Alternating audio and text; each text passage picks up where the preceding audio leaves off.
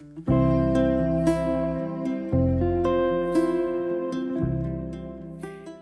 ka madalas o gaano ka kadalas magsimba?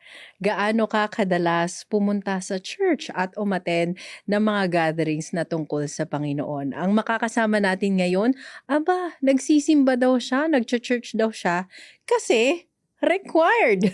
Kasama natin si Miss Gladys Mabini, isang broadcaster. Ngayon po siya ay station manager ng ilang mga radyo natin station sa bahagi ng Oriental Mindoro. So ang radyo natin ay 100 at mahigit na mga radyo natin station sa buong Pilipinas under Manila Broadcasting Company, at proud na nire-represent namin ito dito sa ating programa. At isa nga si Miss Gladys Mabini sa mga station managers ng radyo natin sa Calapan, Oriental Mindoro, radyo natin Pinamalayan sa Oriental Mindoro, at radyo natin sa Bongabong, Oriental Mindoro. At yan at marami pang iba ang ikikwento niya sa atin, pati na rin ang buhay pagsisimba. Welcome Miss Gladys, and welcome sa ating Changed by Faith segment. Maraming salamat at isang ang karangalan ang maisama sa listahan ng iyong mga i-interviewin. Sa totoo lang ay hindi ko alam kung ano mararamdaman ko dahil masanay ako na ako yung nag-i-interview.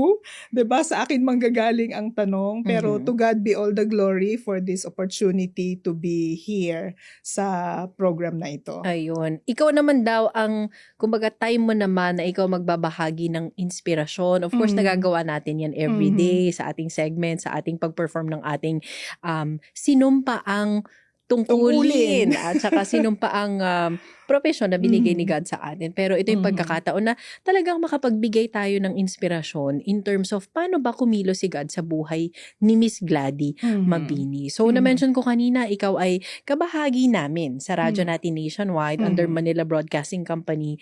Ang hindi lang ang boses, ang pangalan na Gladys Mabini, naririnig, napapanood na rin yan.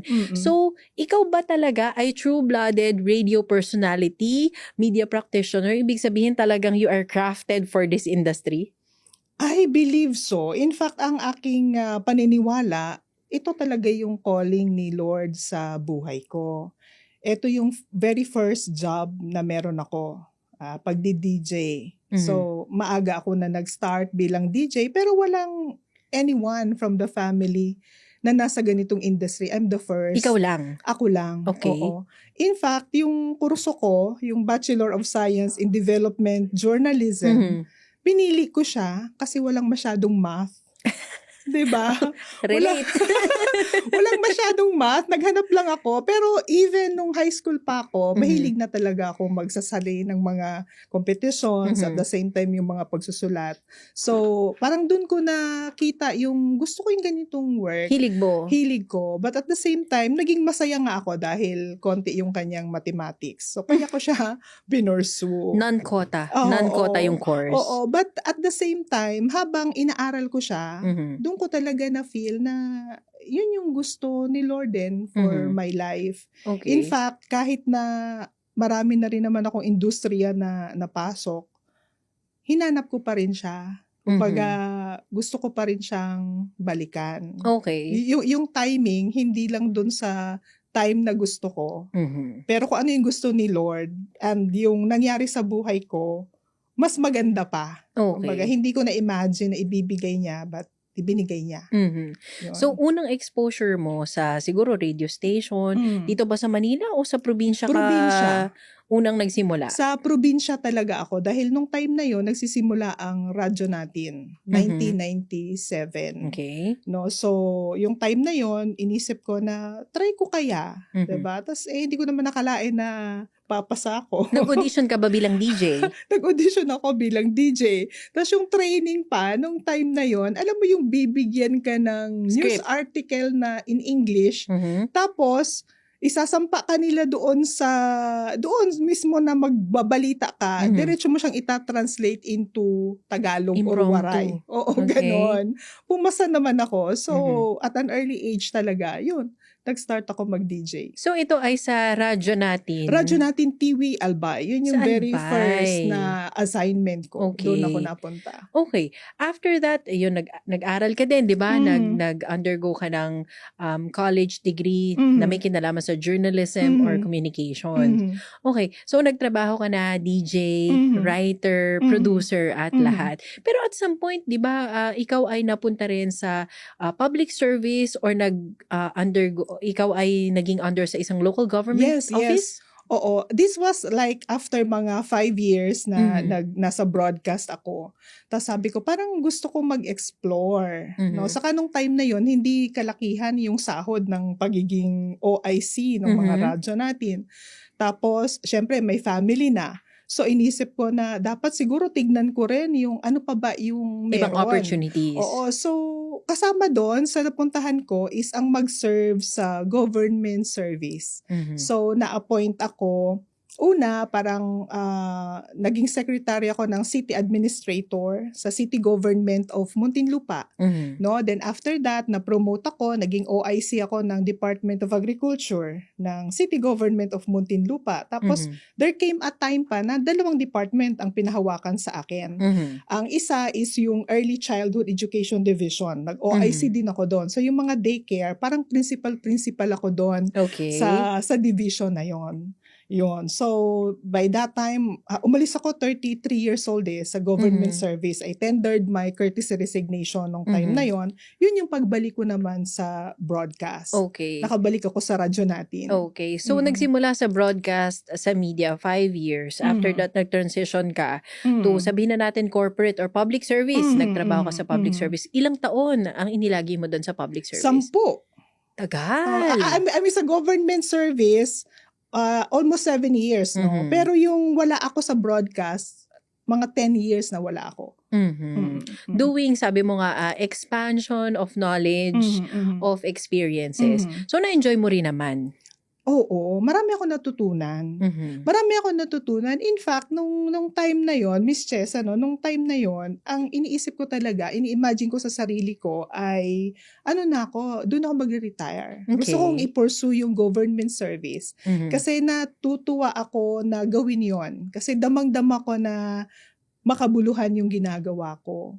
But, alam mo na, may ibang plano ang buhay. Yun nga, at 33, nag-resign ako doon. Pero iniisip ko na manatili sana doon hanggang retirement. And after retirement, I'm going back sa broadcasting. Mhm. Kasi gusto ko pa rin siyang gawin. I-pursue. Gusto ko siyang i-pursue. Mhm. Saka yun talaga yung feeling ko na nilagay din ni Lord na gusto kong gawin. Kaya lang, nung time na yon, nung mawala ako doon, bagaman masakit, nung umalis ako doon, bagaman masakit, ang na-realize ko was, ginawa lang siyang training ground ni Lord sa akin. Mhm. Kumbaga, kung na-imagine mo yung balde na merong gripo na tuloy-tuloy na tubig, parang pinuno lang ako doon. Okay. Para yung pag-apaw na yon, mas marami pa. Kung ano yung natutunan ko doon, ma-share ko siya ng buong buo Mhm. sa mga iba pang tao, hindi lang doon sa department ko, hindi lang doon sa city government where I was, 'di ba? So, yung mga natutunan ko na yon, I was able to share sa mas marami pa dahil nga binigay ni Lord yung radyo natin. Mhm. And then later on, nabigyan din ako ng pagkakataon sa DCRH na ang lahat ng yon, alam ko, si Lord din ang nagbukas ng daan for me. Mhm. Yun. So, noong mga panahon na yun, at lalo na, being the Gladys Mabini that we know, personally no. Bilang isang station manager, lahat, planchado mo na dapat yan di ba? Planado mo ang lahat ng bagay, even yung pagpasok mo, ilang years, plano mo na yan, hanggang dito ako, tapos lilipat ako dito ako magre-retire. Anong nangyari at ano ang naranasan mo? Ano yung experience nung feeling mo na-cut short yung plano mo na, Lord, di ba pag-retirement, tsaka pa lang ako babalik sa, Oo. sa broadcast? Bakit tapos na? Nung time na yon, I have to admit masakit. Masakit sa akin, especially na hindi na rin naman basta-basta yung sinasahod. Nung time na yon, malaki na siya. Dahil hepe ka ng isang department. Yeah, oo. Dahil happy ka na Kumbaga, yung rate mo, hindi na siya pang rank and file. Hindi na biro ang... Oo, hindi na rin biro yung sinasahod. Tinatanggap mo noon, okay? At the same time, the benefits that you have, 'di ba, from the government, hindi na siya Hindi na siya madaling bitawan. Not of anything else, dahil Oo. ngayon may mga naririnig tayong kung ano man about Oo, public oo. service, pero pag nagtrabaho ka kasi sa government, nandyan din talaga ang buhos ng mga benefits kasi Yes. government ang kumbaga you are working for the government. Yes, Mas magandang oo. benefits. Mas maganda kasi pag sa government, of course, pag may position ka, 'di ba? At the same time, yung rata mo, yung representation allowance, transportation allowance mo, meron kang mga allowances sa mga committees na member ka. So pag pinagsama-sama mo 'yan, malaki 'yan. Okay. So nung mawala 'yun, syempre masakit sa akin. In fact, I think nag-go through din ako ng depression nung time na 'yon. Hindi ka ready?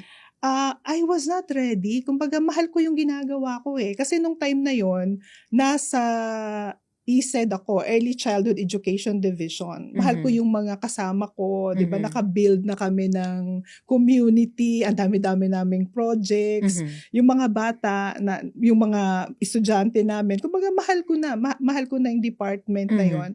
It was not easy. Di ba? Hindi madali sa akin. Ang nagpakalma lang sa akin noon is yung fact na hindi ako iniwan ni Lord. Hindi niya ako pinabayaan. Alam mo kung bakit? Kasi nung time na yon, nung makita ko na, shucks, mukhang kailangan kong mag-courtesy resignation. Kumontak ako sa radyo natin and si boss, Mr. Dicena, nagkausap kami. Sabi ko, boss, mukhang kailangan ko mag-apply. Kailangan ko ng trabaho. And then, ang sinabi niya lang sa akin, wave come, let's talk. Sabi niya, nag-usap kami. So, June 30, nag-end yung kontrata ko with the government. By July 1, nasa radyo natin ako. By July 13, nilaunch na yung BFF, nakasama kita. Yun na yun. So, imaginein mo, hindi talaga ako nabakante. So, very quick ang transition. Very quick. Unlike sa mga iba kong kasamahan na medyo nag-struggle talaga sila kung paano tatayo ulit. Diba? Yung sa akin, plinansya lahat ni Lord yun.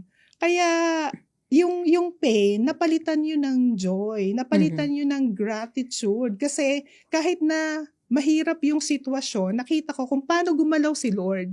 Kung paano ang mga plano niya is really for your good. So nakita ko yun dahil heto, nag-launch na, may program na, hindi ko naramdaman na nawalan ako. Saka somehow, yung finances naman, kumbaga may negosyo naman kami aside ako bilang nagtatrabaho, may business naman ng husband ko. Kumbaga pag pinagsama yung naipon, Sustained naman. kami. Oo, hindi kami pinabayaan ni Lord. Totoo yung sinasabi sa Bible na pag nasa Kanya ka, hindi ka magugutom. Literal, hindi kami nagutom.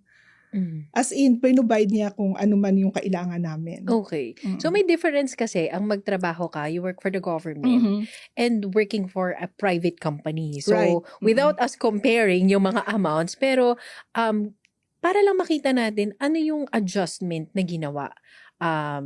4 times ba? 3 times ang nawala sa'yo? And how did you deal with that adjustment? Kasi may mga anak, tama ba? May mga anak, may mga properties ba na sinusustain? Paano nyo pinagdaanan yung phase na yun? Yung pag sinabi natin sa finances, siguro, baka magulat lang yung iba. Pero I have to admit na, di ba nga, hindi naman, pag compared, yung sa posisyon ko nga kasi na yun, hindi na nga siya basta-basta. So, pag sinabi natin na papasok ka sa corporate na nagsisimula ka, maliit talaga yung pag pinagkumpara mo. Diba? Parang just around 10% of what you used to receive. Okay. Diba?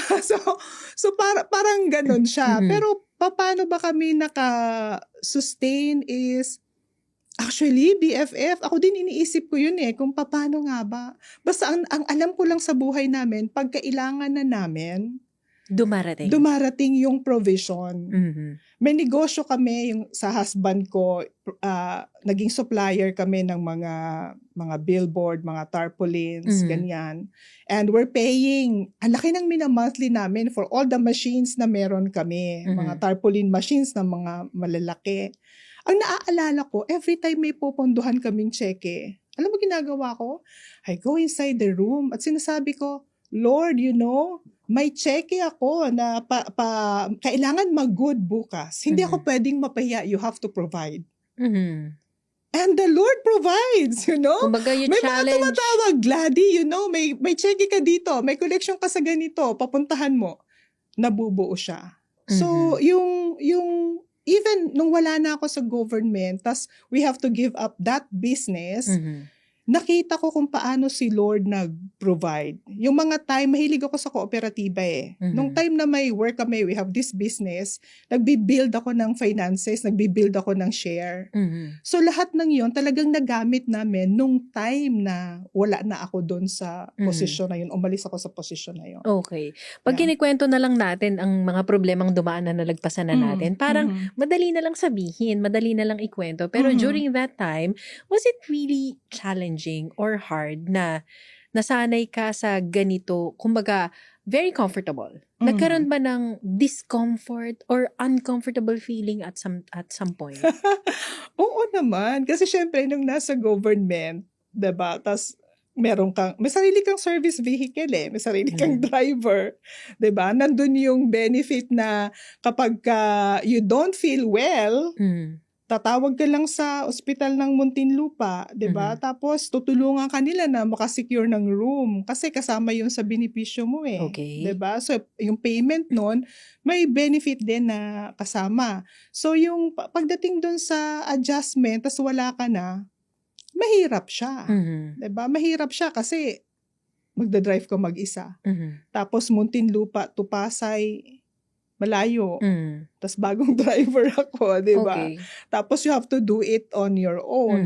Pati yung adjustment na by this time, 'di ba, yung mga anak mo, lahat, kumbaga yung aasahan mo. Syempre, ang pera, ano siya eh, universal currency siya, 'di ba? Kahit nasan ka, kailangan mo siya. Pag medyo na-challenge ka na, mag-struggle ka, 'di ba? But again, siguro iba lang talaga yung aking pananaw, iba lang siguro yung faith ko talaga. Kasi ang sa akin tinitignan palagi, Lord, dinala mo kami sa ganitong situation, bahala ka magtawid sa amin. Ganun yung sa akin.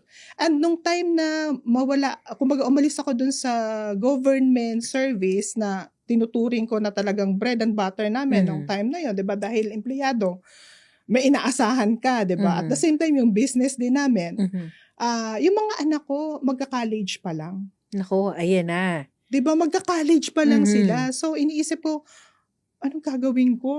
Paano?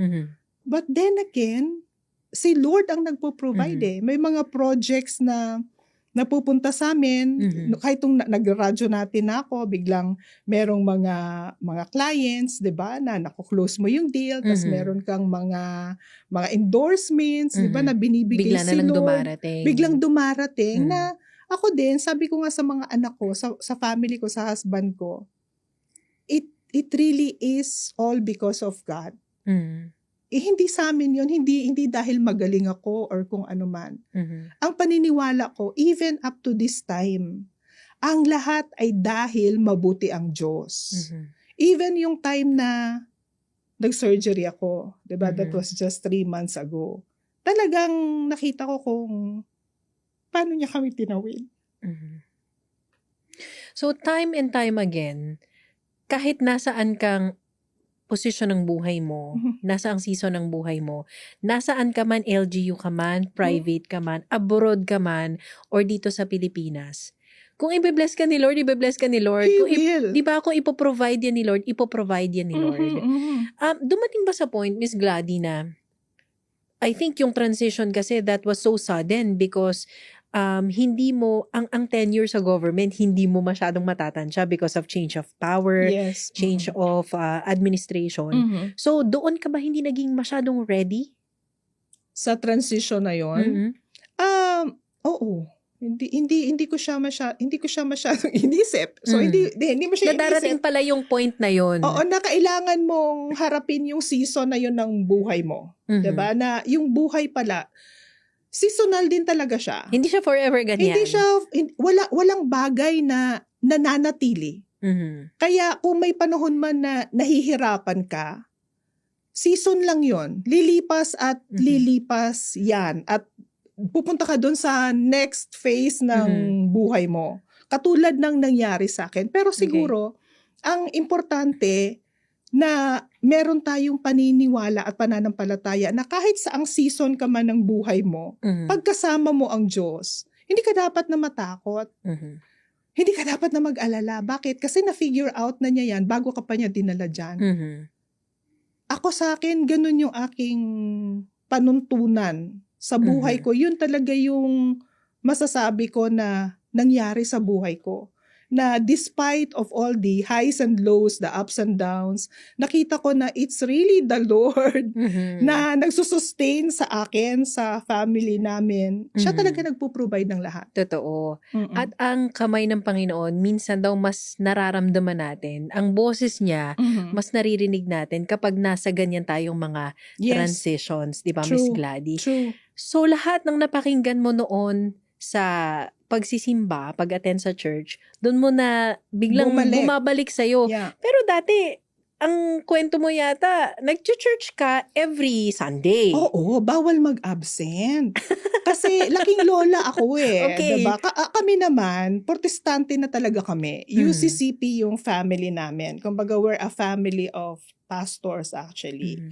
So, ang pag-church, ang Sunday school, requirement Matic siya. na yun. Matic yun, automatic yun. Pag Sunday, kailangan mong magbihis, kailangan mong mag-attend ng Sunday school, kailangan pupunta ka sa church kasi kung hindi, papaluin ka ni Lola. Mhm. Papaluin ako ni Nanay. So, naging, parang more on requirement siya sa akin. Yung Nung pagpunta, panahon na yun. yes, oo. Pero syempre, lahat ng natutunan ko, lahat ng naipunla sa akin na word ni about the Lord, Mhm. no? Hanggang ngayon, gamit na gamit ko siya. Pero masasabi ko na talagang nagkaroon ako ng personal relationship with the Lord when I was 19 years old. Okay. I was invited to a church. Tapos yung church na yun, nakikita ko, nag-altar call sila. So pag nag-altar call sila, pag nilihans na, natutumba. 'Di ba? So yung pag natutumba, iniisip ko, ayokong pumunta dyan sa altar call. Baka matumba ako, nakakahiya. Mhm. 'Di ba? So dahil nga protestante kami, meron akong youth pastor na tinawagan na ganun ba talaga dapat? Natutumba ba talaga dapat pag nililihans? Ang sagot niya sa akin was, dapat hindi kasi you're receiving power. Okay. Ganon. Okay, so hindi talaga ako dapat na matumba. So, Pero parang na-conscious ka sa ganun na, na-conscious ako sa ganon. okay. Pero dahil nung time na yon, syempre, kaibigan mo na yung mga pastor sa church na yon na ina-attendan ko, parang 7 to 10 members lang kami. There was this Sunday na tinawag ako para ipag-pray. Mhm. Alam Sa mo, harap. sa harap. Habang naglalakad ako dun sa harap, pinagpipray ko, Lord, Diyos ko, wag mo akong patumbahin. Ganun na sinasabi ko. Wag mo akong ipapatumba. But you know what? Nung nasa harap na ako, and then nung ilihans ako, I had this feeling na, hindi ko ma-explain, pero yung peace na naramdaman ko nung time na yun, I cannot explain. Tapos biglang ang liwanag ng, sa akin to of course, we have different experiences kung paano natin Visions. na-meet si Lord. Ito yung sa akin. Na-feel ko na ang liwaliwanag ng buong paligid ko. Okay. And then the next words na narinig ko sa sarili ko was, Lord, let me stay. Let me stay. Hindi ako natumba. But I really love the feeling na binabalutan ako ng super maliwanag. Tapos yung peace na yun na naramdaman ko sa puso ko. Hindi mo na-experience before?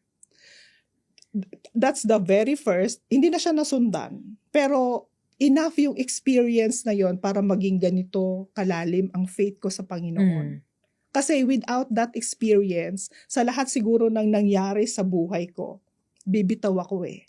Pero dahil dun sa experience na yon, pag binabalikan ko yon, nandun yung peace. Kasi alam ko na totoo yung Diyos na pinanampalatayaan ko. That was your first real encounter? Yes.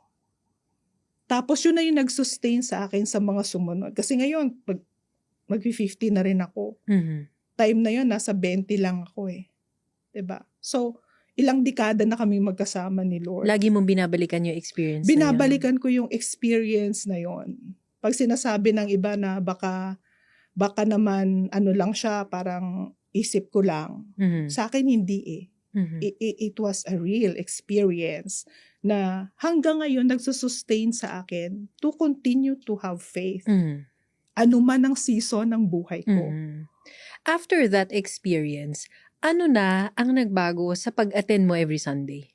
Iba na siya. Kumbaga, excited ako mag-worship. Mhm. Kasi alam ko na yun lang yung pwede kong ibigay. Yung pag-worship lang. Mhm. Everything sa buhay ko, lahat yun galing na kay Lord. Ang pwede ko lang ibigay is ang pagsamba ko. Kapag kinakantahan ko siya. Kapag nagli-lift ako ng hands ko. Kapag inilalakasan ko yung boses ko because I want to sing to Him. Excited ako na gawin yon. Why? Kasi alam ko na yun ang yung pwede kong ibigay. Yung ibang bagay, hindi galing sa akin yun. Hindi ko pinaghirapan yun. Hindi yun sa lakas ko. Lahat yun inalaw kasi ni Lord na maranasan ko, ibigay sa akin. Kaya meron ako. Ang pwede ko lang ibigay is ang worship. Kaya ang Sunday sa akin is napaka-importante. Banal siya na araw for me. Alam ng pamilya ko, ng mga anak ko, ng asawa ko, na kapag ka-Sunday, automatic yan. Dapat we go to church. Kasi yun yung panahon lang na masasabi mo na, Lord, here I am. Use me. Diba? Ngayon ba nagme-make sense sa'yo, Miss Gladys, na nung panahon na ikaw ang bata, yung ginagawa ni Lola o ni Mama, parang ako na yata yung gumagawa sa mga anak ko that it is a must. It is. Ngayon ko na-appreciate yung ginawa nila noon Sa'yo? sa akin. Kasi yung pala is, hindi yun requirement.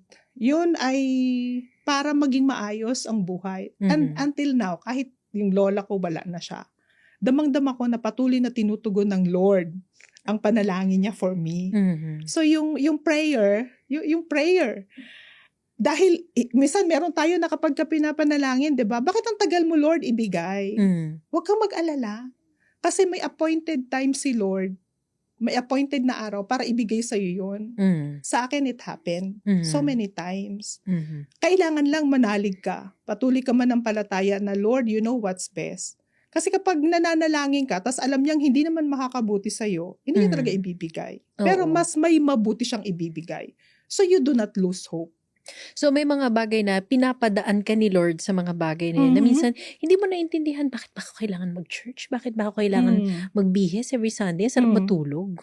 Or ang sarap magbakasyon kasi nga Sarap pagod. magpahinga. Ang sarap magpahinga. Pero nagme-make sense ngayon na lang. Yeah. Totoo. Saka nagpapasalamat ako na naging ganon. Ginawa nilang requirement Napinilit for ka. me. Ginawa nilang requirement for me. Kasi lahat pala ng natutunan ko sa church, kakailanganin ko sa journey na ito. Pero ng that buhay. time, naririnig mo lang yun. Even the verses, you don't memorize. Parang akala mo naririnig mo lang, hindi pumapasok sa'yo. Nakakalusot pala. Oo. Kapag ka itinanim na ni Lord sa puso mo, 'di ba? Nandiyan na siya eh. Kapag kakailangan mo, biglang parang stock knowledge, biglang lumalabas, maaalala mo, ano bang promise ni Lord sa akin about this thing, 'di ba? Tapos, okay. Ganon. At the same time, dahil nga doon sa mga naranasan ko, natutunan ko na to really trust the Lord fully. Na, Lord, okay, ito po ang gusto ko. Pero kung ano yung gusto mo, tulungan mo ako na tanggapin yon. Kasi pwedeng ang gusto ko hindi pagbigyan. Pero kung hindi man pagbigyan, it's either to protect me or kasi mas may magandang bagay na gustong ibigay sa akin. Kaya ganun ang nangyari. May ganun na ako ngayon. Dati kasi hindi eh. Okay. Ang sa akin, pag gusto ko to. Lord, kailangan mong ibigay. Ganon. After how many years ng relationship namin ni Lord, nag-iba na rin yung, kumbaga nag-mature na rin yung aking relationship na yon with Him. Okay. Yan yung mga ginamit mo, binaon mo sa mga transitions ng buhay, di ba, na pinagdaanan mo. So, yung transition sa finances, sa provision, nagta-transition yan eh, di ba? Pero paano dinil ni Lord sa'yo yung transition naman ng sense of responsibility, yung ego, yung ano, kasi galing ka na sa pagiging boss eh, chief, hepe ka ng isang, sabi mo nga, BFF. Hahawi ang daan pag mayroon akong pupuntahan. Kahit gaano ka-traffic, importante ang pupuntahan. Kumbaga, people make way for you. Paano ka nag-transition na, ito ang mensahe ni Lord, ipabalik kita from scratch. Dahil may iba akong plano sa'yo. How did you deal with that?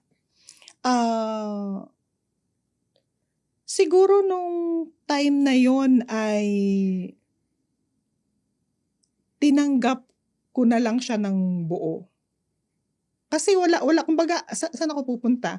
Hindi man ako makapag-apply sa corporate. Mm. Ang sasabihin nila masyadong mataas ang sweldo mo para sa amin, 'di ba? Private, oo. Hindi namin Kaya. oo. So, natutunan ko din na tanggapin talaga yung will ng Panginoon. Ang nagpalakas sa akin noon was, nung time kasi nabanggit ko nga na gustong-gusto ko yung ginagawa ko doon sa last department where I was, 'di ba? Ang nakita ko doon, dahil minahal din ako ng mga kasama ko doon eh. Talagang iyakan to the max yun na maghiwa-hiwalay kami. Ang nakita ko doon, yung purpose ng Diyos, like, Gladdy, transition na to eh. Kumbaga, yung natutunan mo dito, ia-apply mo sa mas malaking setting. Hindi ko pa alam no na mapupunta ako sa radyo natin. Nung nasa radyo natin na ako, tas as I was doing yung maraming shows, di ba? Yung mga programs na yon. Tapos may mga feedback na from people na ganito mo ako natulungan. Alam mo yung effect ng sinabi mo, ganito sa akin. Doon ko na-realize na, okay. So, ganito sinabi ko kay Lord, BFF. Sabi ko, okay Lord. Okay, dito na ako Lord. Pero bahala ka sa sweldo. Bahala ka sa pangangailangan Bahala namin ka sa pinansyal. sweldo. Bahala ka sa sweldo sa akin. Bahala ka sa pangangailangan namin. And true enough, hindi siya nagkulang. Okay. 'Di ba? Ngayon, 2 na sa mga anak ko ang nag-graduate ng college. 'Di ba? Tapos yung 2 ko nasa college na rin. Pero hindi ko inakala na mapapag-graduate Tapos ko na sila. nasa radyo natin ako. Oo. Ang unang exposure ulit ni Miss Gladdy Mabini, kaya BFF ang tawag niya sa akin at BFF ang tawag ko sa kanya.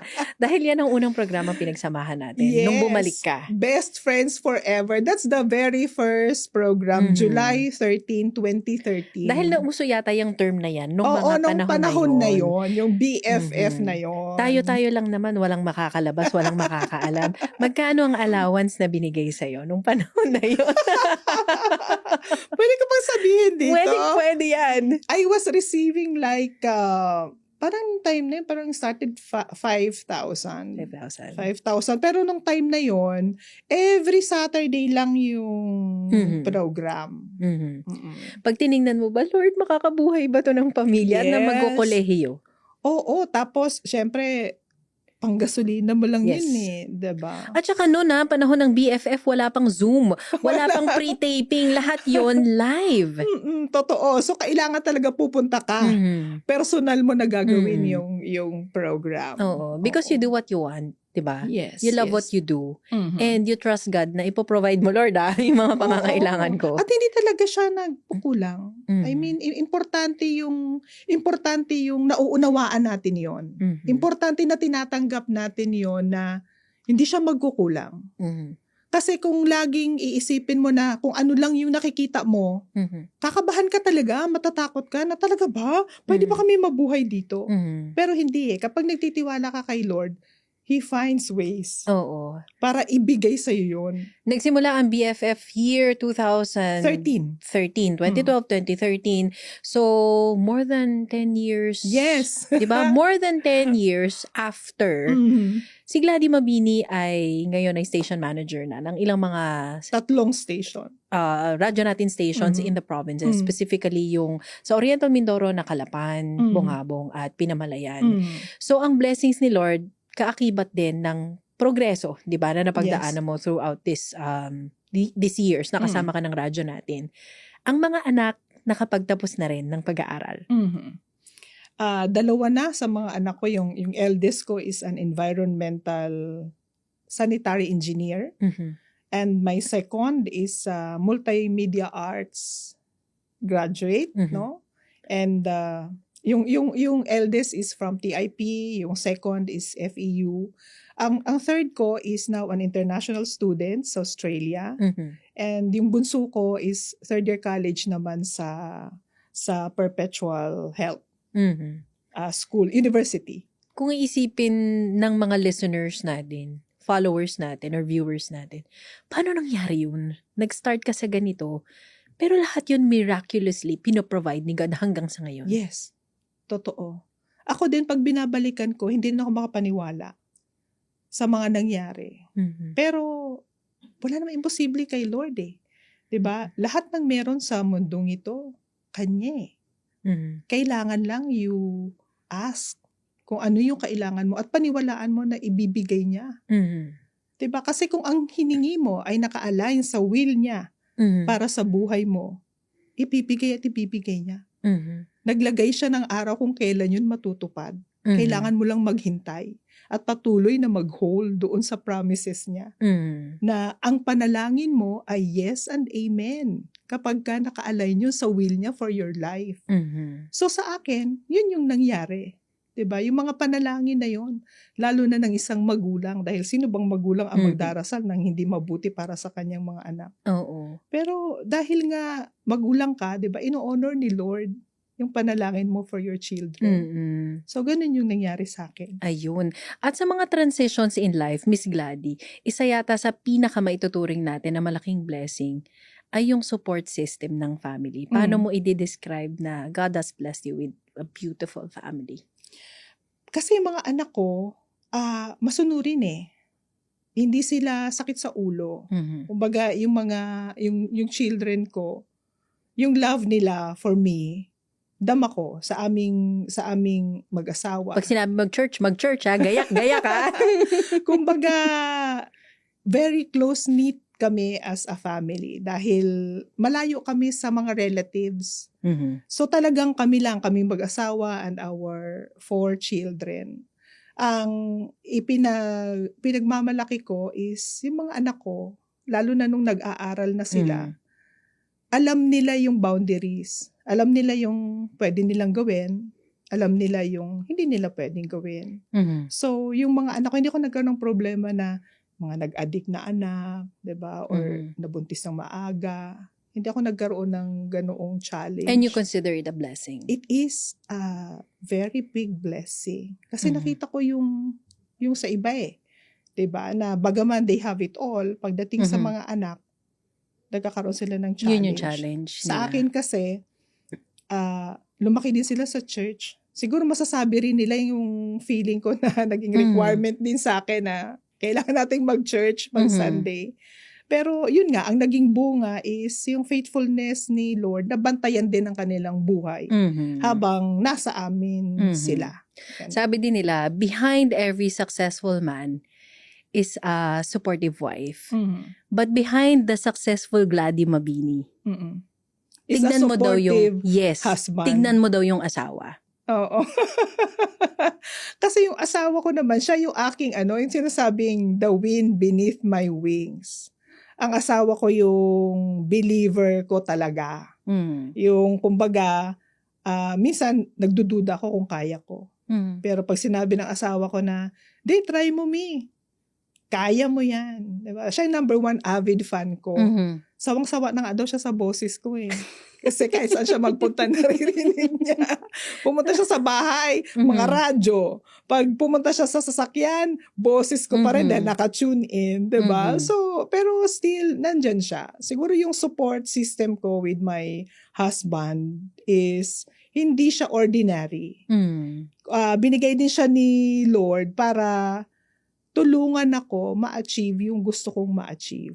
Kasi kung Mhm. pareho siguro kaming malakas yung personality, magka-clash kami. Mhm. Pero dahil yung asawa ko yung nandyan, kumbaga the wind beneath my wings, Mhm. siya yung ginagamit ni Lord para magkaroon din ako ng strength na magpatuloy. Mhm. And my children, of course, Oo sila naman. yung nandyan. At kung akala mo minsan na okay na ang lahat, settled na ang lahat, naku, nag-undergo ka daw ng isang major surgery. Yes. Yes, it was a brain surgery and that was 3 months ago. Oo, 3 months ago. Tapos, siguro yun yung nakakatakot na karanasan. Pinaka nakakatakot na karanasan ko. Kasi hindi mo alam what will happen. Mhm. Especially nung dinisclose ng doctor yung mga risk. Mhm. Like, kailangan akong i-intubate. Kasi baka makalimutan ng brain ko na huminga. Mhm. I may have a heart attack during the procedure. Mhm. Tapos sinabihan ako na baka idiretso ako ng ICU Mhm. after the surgery. Tapos, 5:00 ng madaling araw ko kukunin sa room para i-transfer sa operating room. Mhm. By 3:00, naririnig ko na kailangan akong kuhanan ng blood type kasi baka mag-bleeding. Mhm. Kailangan mag-transfusion. Okay. Diba? Alam mo, nung time na yun, BFF, gusto ko na magpauwi sa asawa ko. Sabihin sa kanya na, Dad, gising ka, uwi na tayo. Parang ayoko na nito. Parang hindi ko to Mhm. kaya. Feeling ko Mhm. mamamatay na ako. Natakot ka? Natakot ako. Kahit pala na matagal ka ng Christian, Mhm. matagal ka ng may relationship with the Lord, pag nandun ka na sa moment na yun, hindi pala siya ganun kandali tanggapin na mamamatay ka na. Masishake ka pa rin. Masishake ka pa rin. Tapos it was really a very intense spiritual battle. Mhm. Kasi the whole night, wala akong tulog. Iniisip At mo? ilang dekada na akong Christian, pero hindi ako makabuo ng verse Mhm. sa mind ko. Mhm. In fact, yung last hours before the surgery, parang nag-SWOT analysis ako ng gagawin ko. Mhm. 'Di ba? Tapos, in my mind, yung mga narinig ko sa doktor na ganito, ganyan-ganyan ang pwedeng mangyari sa'yo, syempre nakakatakot, 'di ba? Mhm. Pero, sabi ko sa Lord, okay God, papasok ako kasi alam ko kasama kita. Mhm. Magpapa-opera ako kasi kung ito yung paraan to be an inspiration to other people and for you to be glorified, Mhm. then okay, Mhm. papasok ako. So, yun yung nagpakalma sa akin, although wala talaga akong tulog. Kinalma ako noon, tas nakarating kami sa operating room, pinasok ako ng 5:00 in the morning, Mhm. walang katao-tao, at 6:00 saka lang dumating yung anesthesiologist, parang 4 sila. Hello, Dr. Valenton. Mhm. Yan, so siya yung lead ng team. Tapos ang una niyang ginawa, lumapit sa akin, tapos sabi ko sa kanya, Doc, kinakabahan ako. Tapos ang Mhm. sabi niya sa akin was, normal yan na nararamdaman ng mga Mhm. nasa sitwasyon mo. Don't worry. Ang gagawin mo lang is matulog ka para sa amin. Do not Mhm. overthink dahil trabaho namin yon. Mhm. Tapos sabi niya sa akin, may gusto ka bang pakinggan? Mhm. And I said, Doc, gusto ko worship music. So, the whole hour habang naghihintay kami sa neurosurgeon, Mhm. it was a worship song. Mhm. As in, nag-i-echo siya sa buong operating room. Yon. Mhm. Tapos pagdating nung doctor, 7:08, para silang iisang katawan na nag-move lumapit sa akin, Mhm. tapos ni-recline na yung surgical table.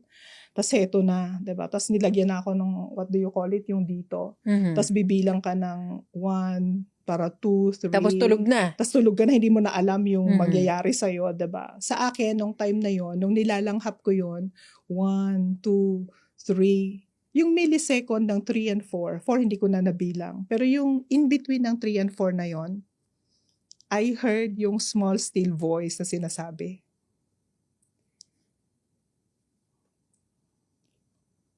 ang narinig ko, ang sabi, hindi kita pababayaan, hindi kita iiwan. And then, blackout. Mhm. Wala na akong alam. 4 hours after, nandun na ako sa recovery room. Mhm. Pero disoriented pa ako. Mhm. Hindi ko alam, 'di ba? Alam mo yung unang gising ko, if you can imagine yung someone na nasa ilalim ng pool, tapos para kang inangat na, umangat yung katawan ko from the bed.